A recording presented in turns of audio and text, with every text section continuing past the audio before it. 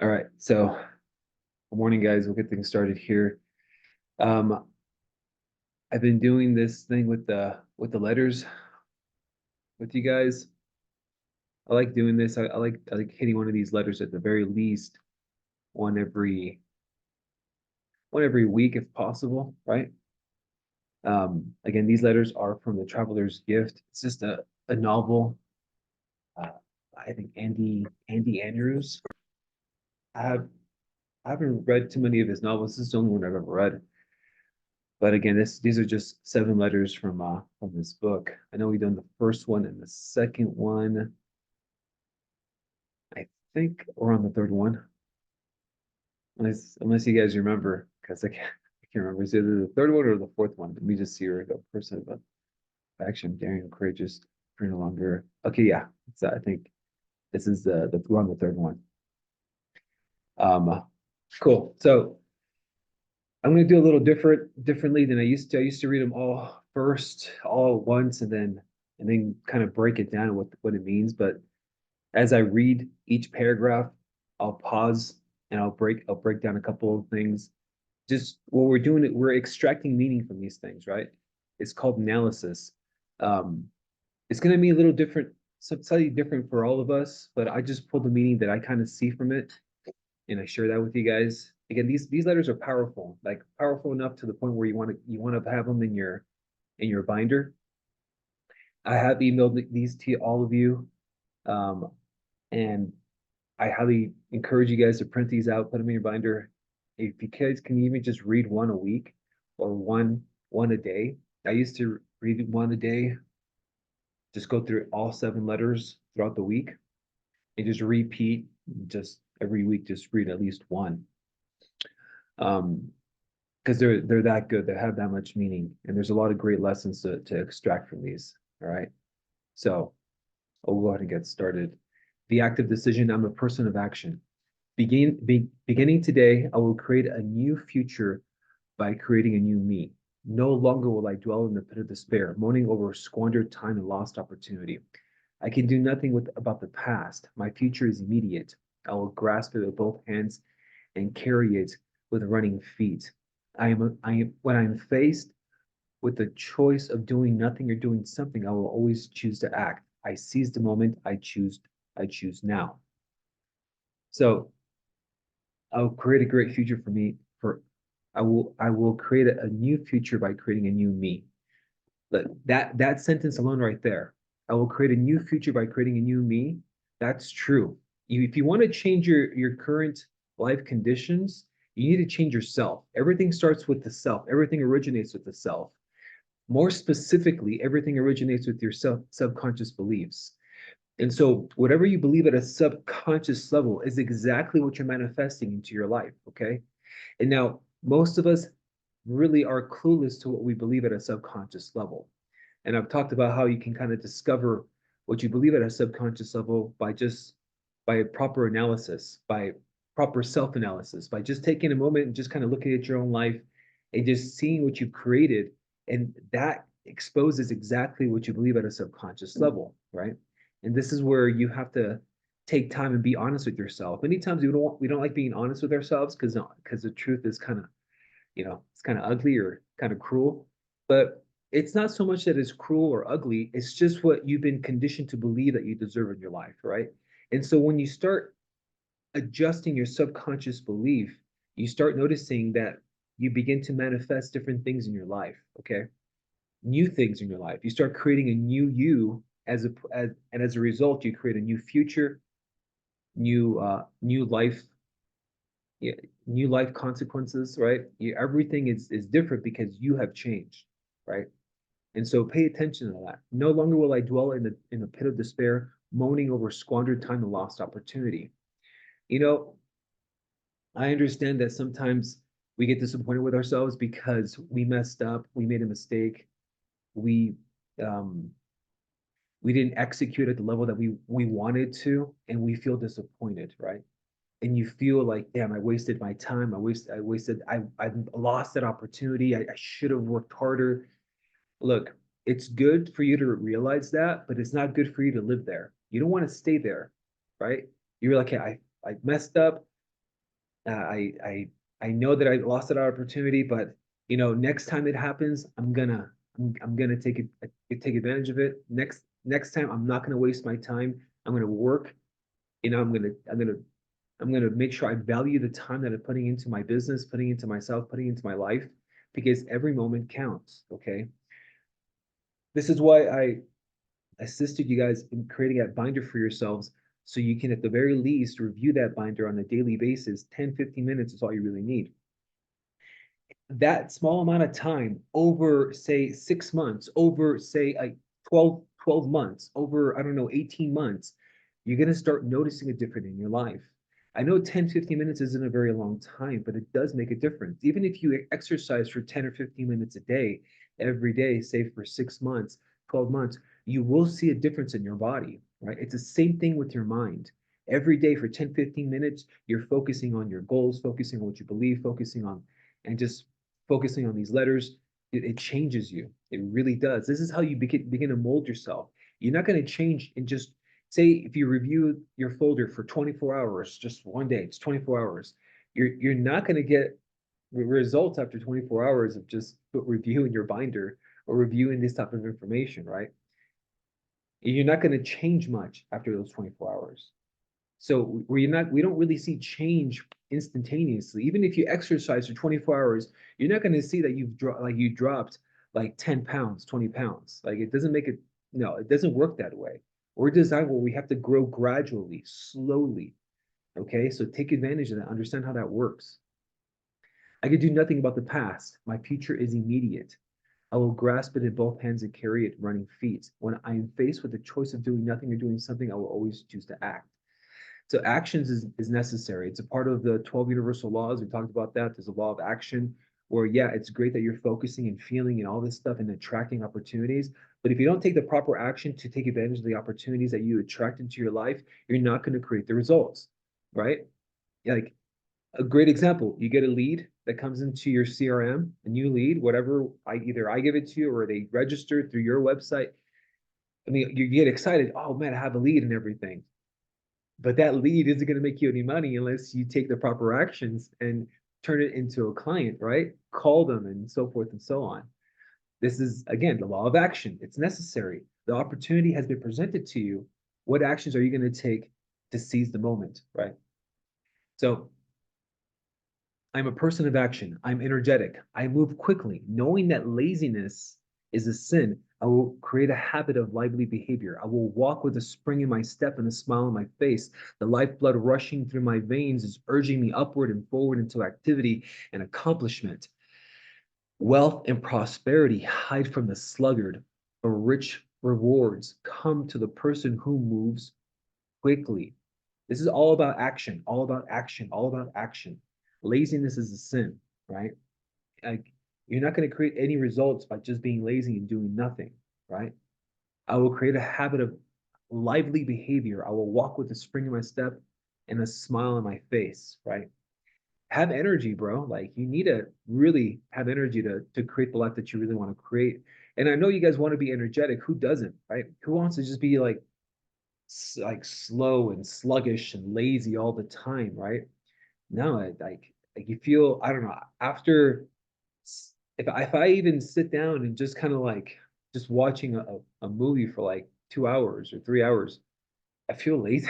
Like I wasted my those 2, 3 hours of my life and I feel like disappointed in myself and like disgusted, right? I just me, like I don't watch TV, I really don't watch films. If I do watch a film, I have to like watch all these reviews. Do I really want to spend my time watching this film? Like that's me, right? But like if you know you wasted your day doing nothing, at the end of it, you don't feel like all happy and excited and enthusiastic about your life. You feel like, damn, I just wasted hours doing nothing. And I think we all know that feeling.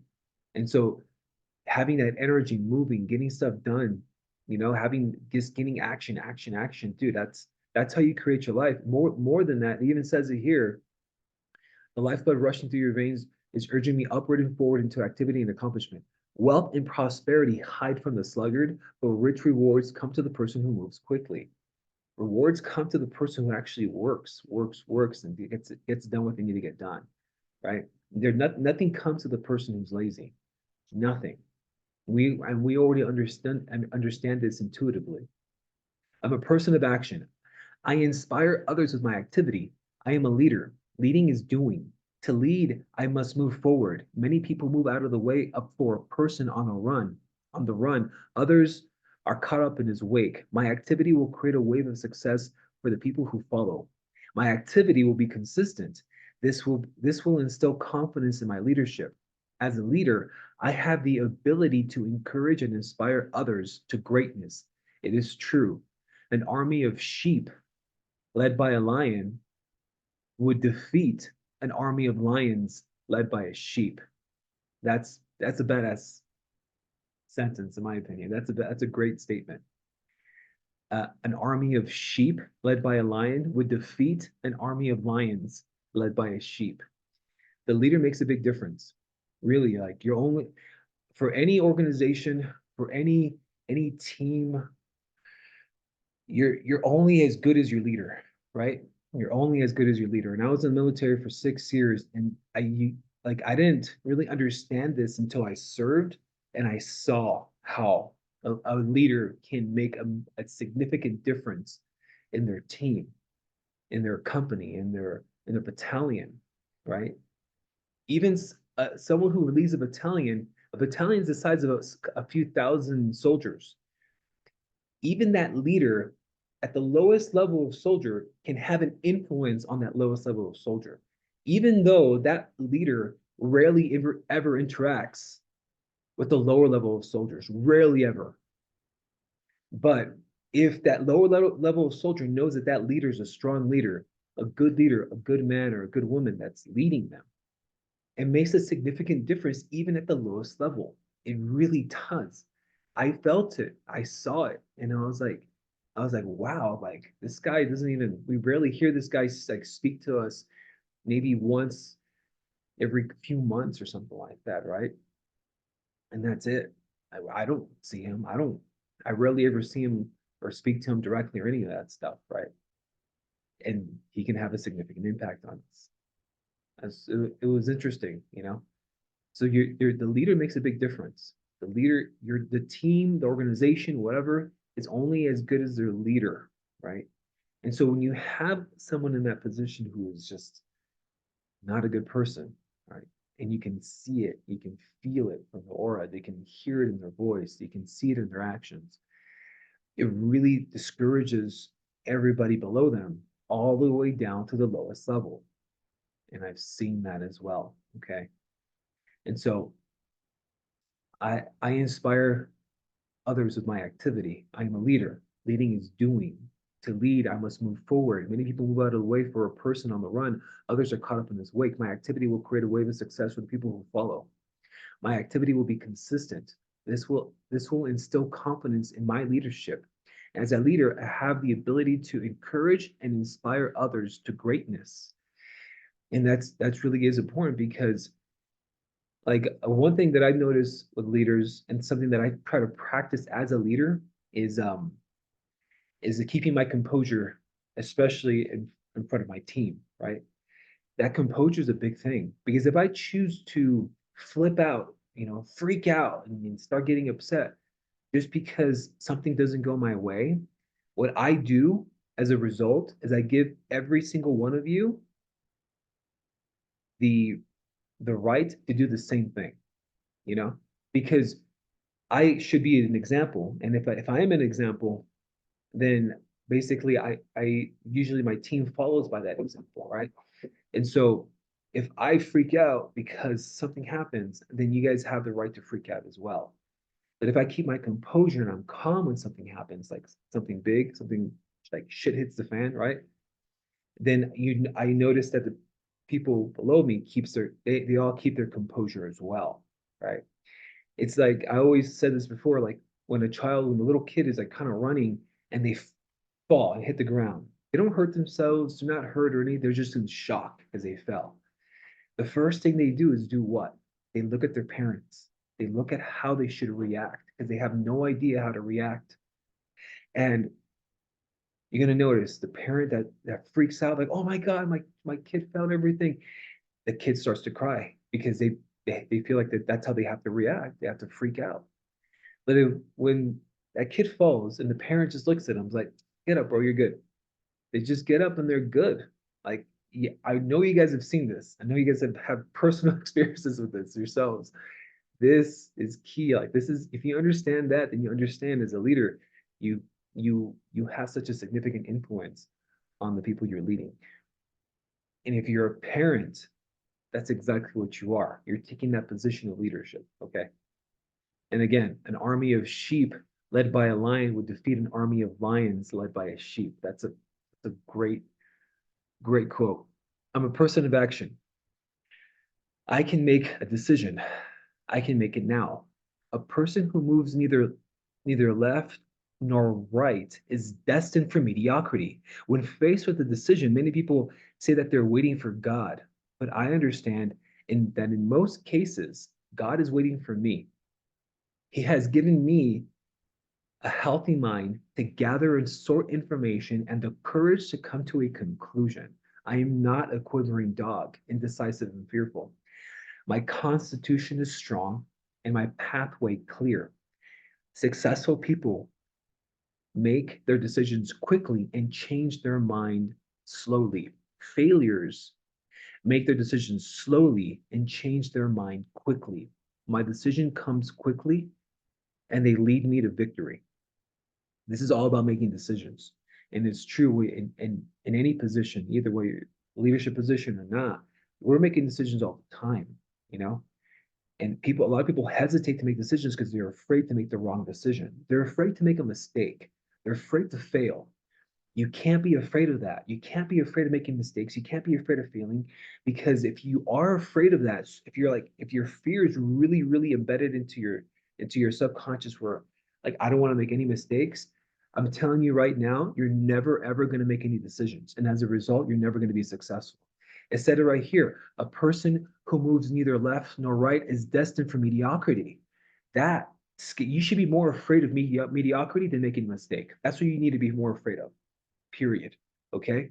If you're more fearful of living a life that's just a portion of or a fraction of the level that you could potentially live, which is that's basically the definition of mediocrity, then you will never ever be afraid of making a mistake. You're just make a decision and see what happens. Like you're never going to know what's the best decision in every position.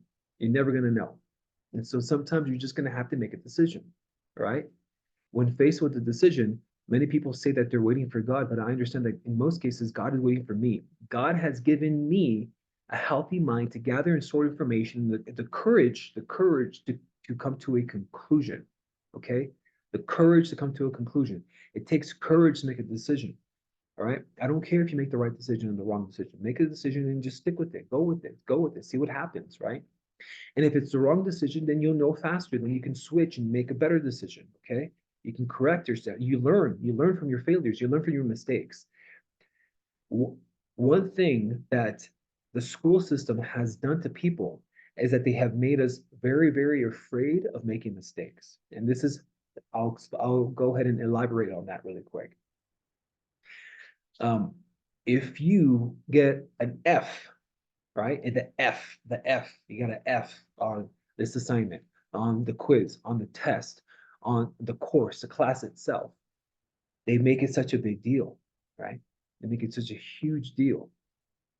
And they're like, man, and so it's so like embarrassing to get an F that everybody tries to at least pass, right? And so, I mean, I used to be like an A student going through all of high school, all of college for the most part. But then, I got used to kind of like messing up here and making mistakes here and there. And, I was like, okay, cool. It's not as bad to fail, right? Because I had that fear feeling for the longest time. And it's still within me, but it's a lot less now. But the school systems do condition you that way. And what's interesting is that, and this is a saying, I'm not sure who says this, but the F and D students, they go out there and become entrepreneurs, and the A and B students, they end up working for those entrepreneurs. It goes like something like that. It's kind of interesting. But and I know that's not 100% always true, but it's true a lot more than that. And the reason so is because these D and F students or even C students, they're not afraid of failing because they failed so many times in school. They're like, fuck, I don't care anymore. Like I don't give a fuck if I fail. Like who cares, right? Like it is what it is, right? But the A and B students have never failed. And anytime like they even think about failing, they're so afraid that they don't. So they take the easy road. And the people who are get the C's, D's, and F's, they take the harder road or the road where on an entrepreneurship where they become business owners because it is more challenging and there's less security there. There's more security in the job. I say in a way that's not necessarily true. A job doesn't equal security. It doesn't. We've been conditioned to believe it does.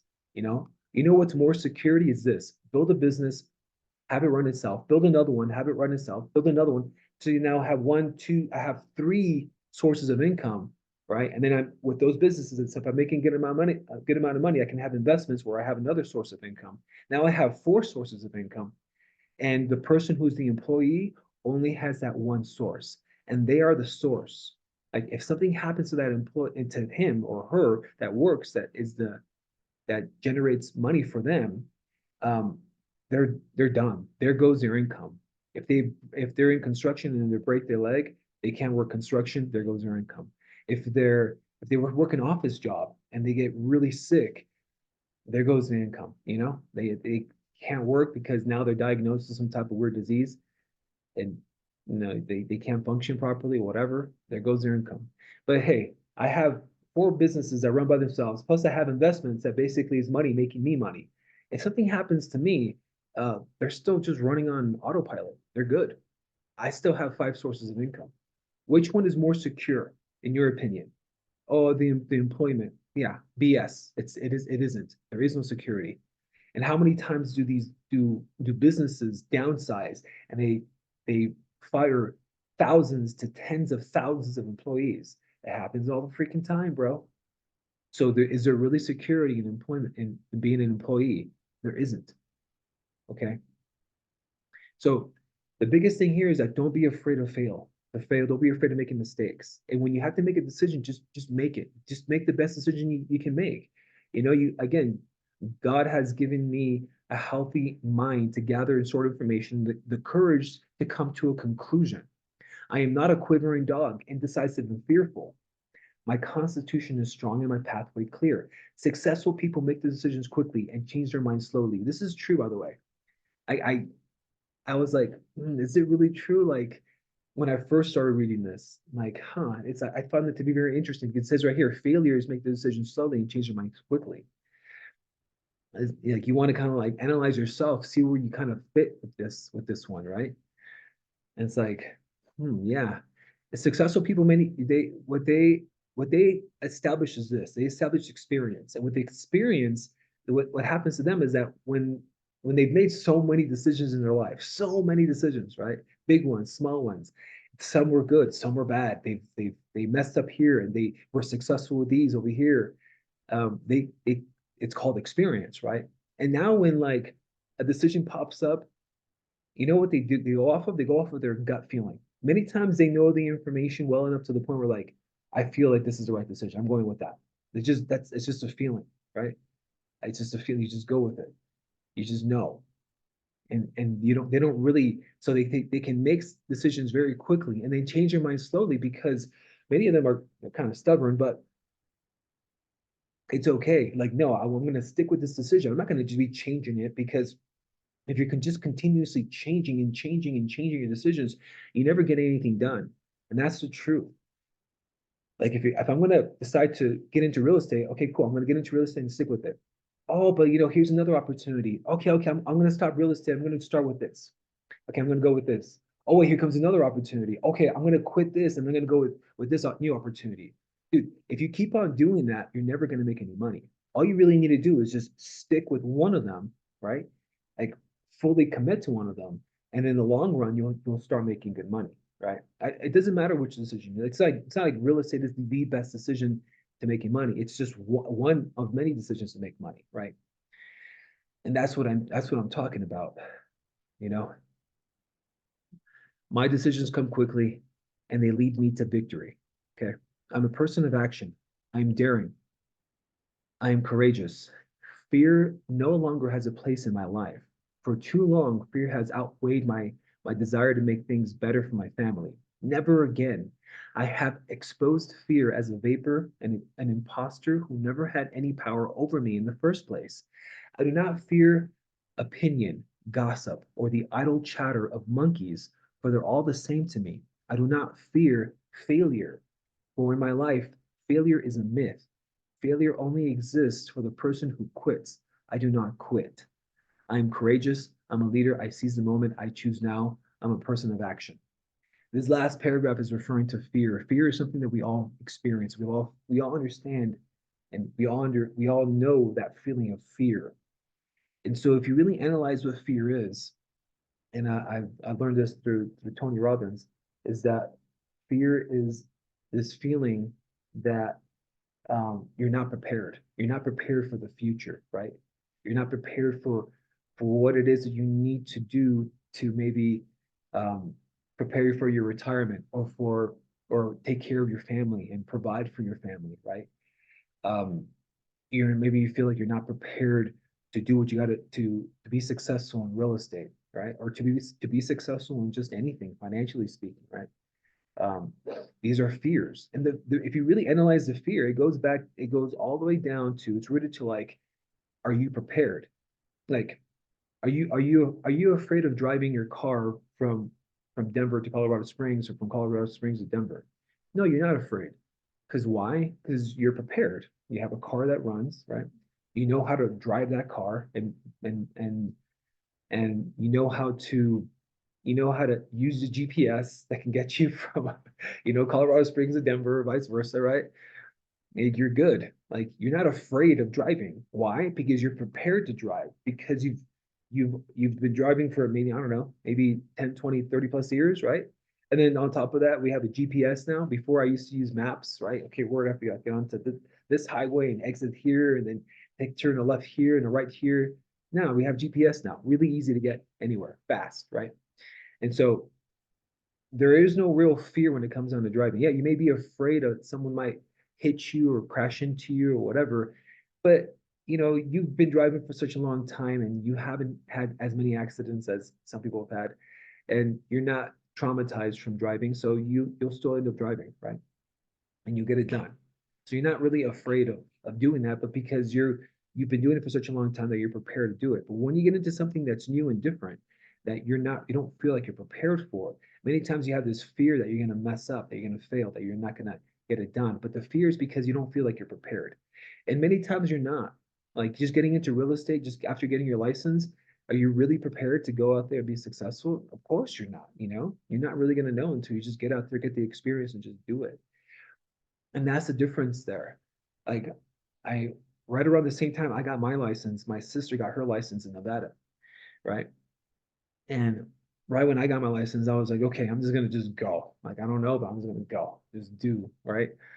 And that was me. I was just taking actions and trying different things. Some stuff worked, some stuff didn't. I messed up here, and then I was successful with these things, and I was just going. I just did whatever I felt like I had to do. I didn't really have much leadership or much coaching or much mentorship available to me, but I didn't really care. I was just the type of guy. I was just, I'll figure this shit out. I don't care, right? I remember writing my first offer, and I just I looked at the contracts that I did that I used before to purchase my house and sell my house and things like that. So I was just kind of looking and copying and pasting. That's all I was doing. I was just trying to figure it out. I didn't know, right? And so that was the approach that I took. And her approach was like, I'm going to take as many classes as I possibly can so I can be prepared. And to this day, she's only closed one deal because that was her listing. Like, it was her house that she was selling. And because she feels like she needed to learn everything and know everything. Because why? Because she was so afraid to make a mistake. So afraid, to the point where she just, even people were like, knew that she had a license, would even go to her, and be like, hey, I need help and stuff. And she wouldn't help them, right? Because she was that afraid. of making a mistake, of failing, right? Because she didn't know it, but she felt like she wasn't prepared. Look, you're never gonna ever be fully prepared for anything in life, right? Never. Okay. Maybe in some cases, yeah, you'll be somewhat prepared, but we all make mistakes. We don't really know what's going to happen in the future. We can't really anticipate everything. And so we have to have a level of faith, meaning that you have to just trust in yourself, trust in God, trust that you'll figure it out. Whatever does happen, we'll figure it out, right? We have a situation with one of our clients, me and Zulma, where like we had to do a couple of things to negotiate with the resolution. And so at the end of the day, we had to just increase the price a little bit so they can have enough money to pay for their deductible, and at the same time, still provide our buyers with a $10,000 concessions. And so the price now went from basically 375, then it increased to I forgot, like almost 380. Now it's at 386. Okay, so that's the price that we're at now. So now we just have to like we're praying to God that it appraises at 386, right? So we're not sure if it's going to appraise at 386. It's kind of like, it may or may not. It looks like it could be priced maybe at 390, but at the same time, if it's not, at the very least, is at 370. So it's somewhere in between and all this stuff. And what do we do now? We just sit around and just have faith that things will work out properly. And then whatever does happen, we'll find a way. We'll get this done, and that's it. I can sit here all the time like, oh God, I'm so stressed because I don't know if it's gonna appraise, and if it doesn't, what's gonna happen? I don't know. Like you can stress out all day, and at the end of the day, you'll find a way. And that's where you need to trust in that. You need to have faith that you're gonna find a way no matter what. Because the truth is, that's how we kind of live life, right? Even when you drive from Colorado Springs to Denver, you don't know what's gonna happen on that road, but you know what happens is that okay, I have faith. You kind of maybe do a little prayer that just protect us as we drive from to our destination, right? Protect us all on the road. That's a prayer that I do every time, right? And I picture this like energy field around our car that's protecting us because it's me, my wife, my son. I mean, like, come on, I need to protect them. And I'll drive the best I possibly can, but I can't guarantee the person next to me is going to drive the best they possibly can, right? There's no guarantee there. So you have to have a level of faith even when you're driving from point A to point B, because you don't know what's going to happen. You really don't. Okay.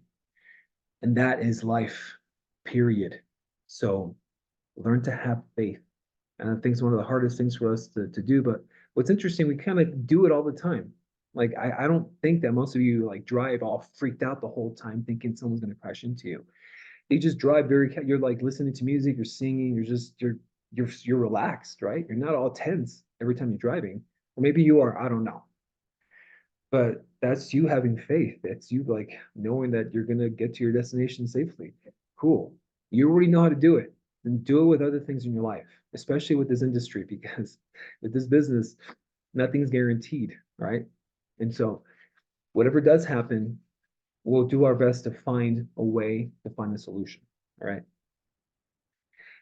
This is that letter. This is letter 3. Any comments? Does anybody want to add anything from that they might have seen or got from this letter that maybe I didn't like note or emphasize on? I do. I think action, if you can really take a step back and think of, and really ask yourself a question of what's my purpose in life? Why are you doing, let's say, real estate? And really analyze your actions. Are your actions in line with what your purpose is? So kind of an example, my purpose in life is to create experiences for my family and give back to communities and create an opportunity for families that don't have it. So my actions have to stay in line with that because that's what I want overall at the end of the when I leave this world, that's what I want. So I really step back, analyze what my actions are.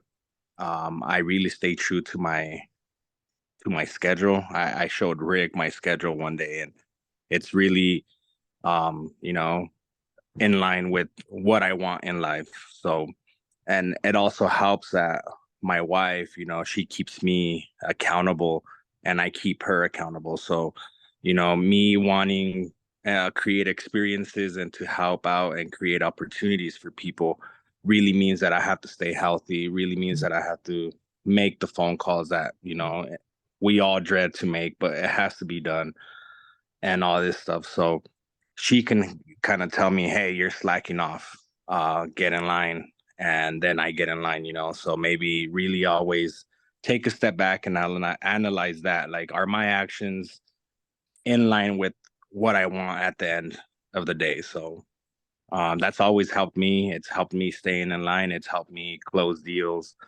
So maybe, really ask yourself a question and be really honest with yourself. Like, what is it that you want in life? So, and I think that once you realize, okay, this is what I really want, all those actions are just gonna follow. And you're gonna all of a sudden you're gonna be so successful that it's like, holy shit, my purpose is, becoming a reality. So it's always helped me for sure. No, yeah, that is good. And it's true, like, and you're gonna notice that if you really once you really know what your purpose is, what it is that you're really trying to accomplish in your own life, you're gonna notice that everything you do kind of like lines up with that. It converges to that, what you're trying to create. And it's true, I think, and I think all of us can relate to your purpose. Like, hey, yeah, we're all just trying to create good experiences for ourselves and for our family, right? Why not? And and that requires us to basically have the time and the energy and and many times the finances to do those things, right? Fedra and I have certain purpose, certain goals as well, and we understand that it's going to take a certain amount of finances to get to that level, um, and a certain level of success with this business in order to help us get to that level as well. And so with this business, great, it's aligned with what we're trying to do, and then any type of investments you're doing on the side too, they're all aligned with that. So we feel like that we're on purpose with our with what it is that we're trying to create. And I think that relates to all of us. No, but thank you for sharing, Miguel. Does anybody else have anything that you wanted to add to that, or anything that they might have seen from the letter? Nope, I get something different out of these every time we go through them, though. I love it. Yeah, they are great letters, So you guys need to, if you guys like these a lot, like I said, just I say print them out, put them in your binder, and just on the index part of it, and you guys can review those I on the did daily that. basis. I love it. Let me see here. Other than that, if you guys need anything, we'll be available. It's the 10th day of the year. I know it's kind of weird, but I feel like it's been longer for some reason. I don't know. But we've just been busy. We've been going. Thank God has been really busy for us. We've been the beginning of this year, and we want you guys to be busy as well. And we have great news for you guys. We are working with someone that it's going to help us prepare more leads. And hopefully, right, we're working on that. And of course, we're getting leads for you guys, but we're working also on something very, very special. And it's going to take us around 2 weeks, maybe, but it's going to be spectacular. And we couldn't be excited for that. Love it. Yeah, just wanted to say that real quick. Love you guys. Thank you. Yeah. No, we're always adding more and more to what we do. We're always innovating. We're always trying different marketing stuff. And Fedra does her marketing. We've been looking into more with the website. How can we make it just bigger? How can we make it better? How can we have it pop up more on Google? Just a bunch of stuff. And so this year, like, we're already feeling it. It's going to be a huge year for all of us, as long as we just work and take the actions necessary. And on top of that, more than anything, hey, just establish your belief system in a way that lines up with your purpose in life, lines up with just what it is that you really want to create in your own life. Yeah, I think that's the biggest thing there. And you already have the support here with us more than anything. again, I have these meetings with you guys more than anything, not just to inspire you guys or motivate you guys, but to teach you guys different things as well. We talked about some interesting stuff on Monday. I forgot to record that one, but it was really good. But I will always end up, talking about different topics with you guys in a way that kind of inspires you. That's related to real estate, but it's also different than real estate. And we're working, Ruby, on doing the commercial training for you, for all of us, actually. So Great. this is something that we have to talk about for real estate. Right? Yeah, I didn't know we were doing that until we did. Now you do. Right. Anyways. But anyways, you guys, thank you again. This year is exciting. You guys should be very excited for this year. Every single one of you guys should be. All of you are busy, thank God, and we're just gonna keep going. Anything you guys need, we're always available. Other than that, if you guys have no other questions, no other comments, I'll let you guys go. And you guys have an awesome day. Thank you, Rick. Thanks, Thank Rick. you, Rick. Thank you guys. Bye-bye. Good day, everyone. Bye-bye.